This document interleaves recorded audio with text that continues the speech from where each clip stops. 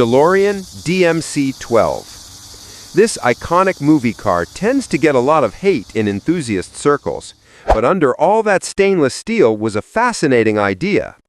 The DMC-12 used a rear-mounted Renault-sourced 2.85-liter V6, around 130 to 150 HP in period, a 5-speed manual or 3-speed auto, and a Lotus-tuned backbone chassis with composite underbody.